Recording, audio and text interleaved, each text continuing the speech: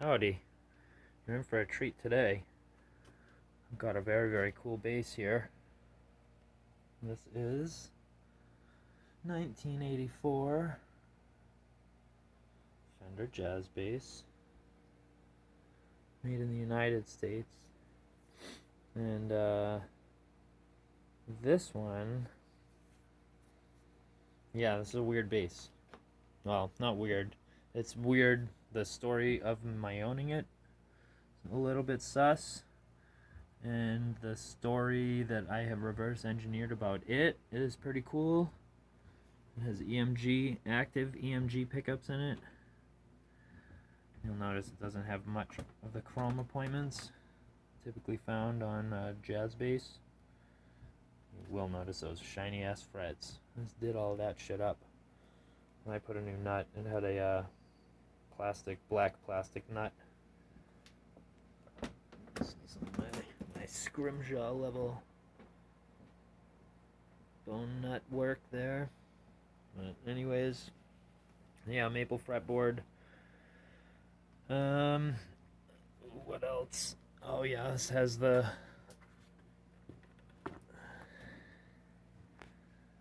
micro tilt access business. There's a big plate on the back of the neck and a corresponding Allen set screw, and instead of there being a neck shim to deal with, it's that tedious process. As the light shines around, you can see this finish is like super thin and wicked fucked up and worn out in spots. There's like black fingernail polish applied to some of the outer edge of the sunburst. But this thing's sweet.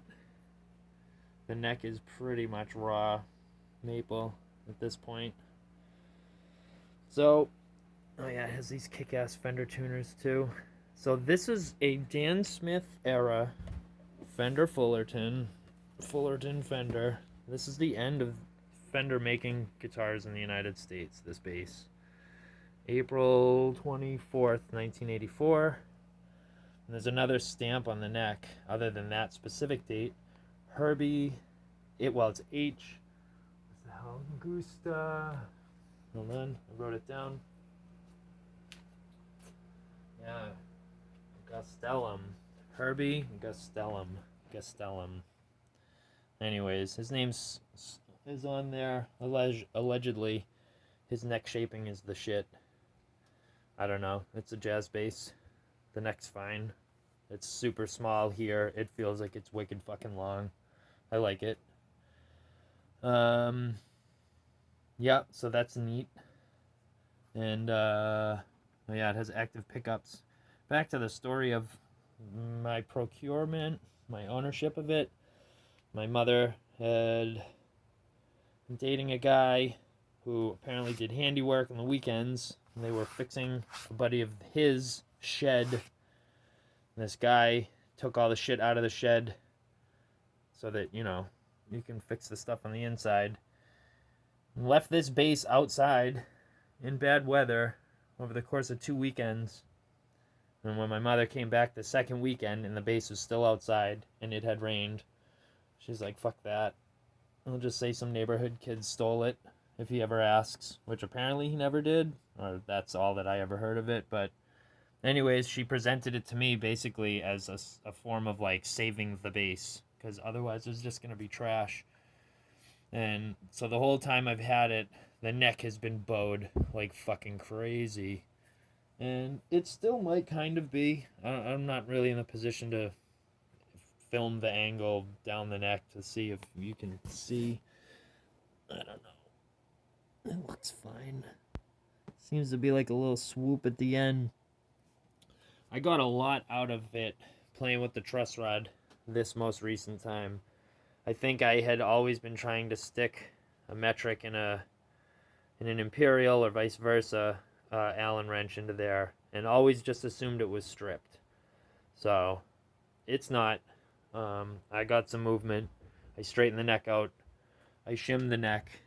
I raised the brake angle coming out of the bridge. The bone nut. This thing fucking sings. It's sweet.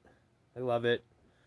And one of the other cool parts about it is it's, a thing tied to my mother. And with her being gone, it's cool to try to take good care of the things that were from her. So, and there's the Dan Smith thing. My last name is Smith. And, well, this being towards the end of Fender's American line for a couple of years segues into my other guitar, the Jaguar, that I'll go on about. But that is, I think, 1985 or 86 Fender Japan. But that's another story. Anyways, this bass is cool. That's the whole thing about it. There'll be no follow-up video of this one because I already did all the work to it. I had taken all the I may as well mention this part too. I had taken all the parts off. Actually, let's come over to the bench because some of them are still visible. There's the plate, and somewhere back there, and the stack of pick guards. Yeah, there it is. There's the jazz bass pick guard. So I installed those on here to try to make it look like a normal jazz bass, and chrome knobs and passive pickups. But I mean, this thing has a hole cut out for the 9-volt underneath. These are the pickups that came in it. This is pretty much all the stock shit, how I got it. I don't think it had any knobs, and I actually had gotten new CTS 100K pots. I was on Seymour Duncan's website, and following their specs for active pickups, they say 100K is the way to go.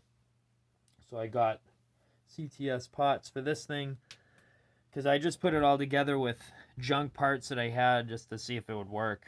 Kind of proof of concept, and it does, and it's sweet. Anyways, I went for the 100Ks, and the shaft on them is closer to 3/8, not 5/16. And to be honest, I didn't feel like drilling the pickguard. I've done enough damage. This thing suffered enough damage. I think it's been refretted based on that. And also, this just doesn't seem like it would be the original frets. I tried to clean it up, but these things are rolled off a lot. So the G string kind of rolls off the edge of the fingerboard a lot. One of these days I'll probably redo it, but not anytime soon. Space is cool. Okay, that's the end of the story. 1984, Fender Jazz Bass, Meet My Guitar, episode 5.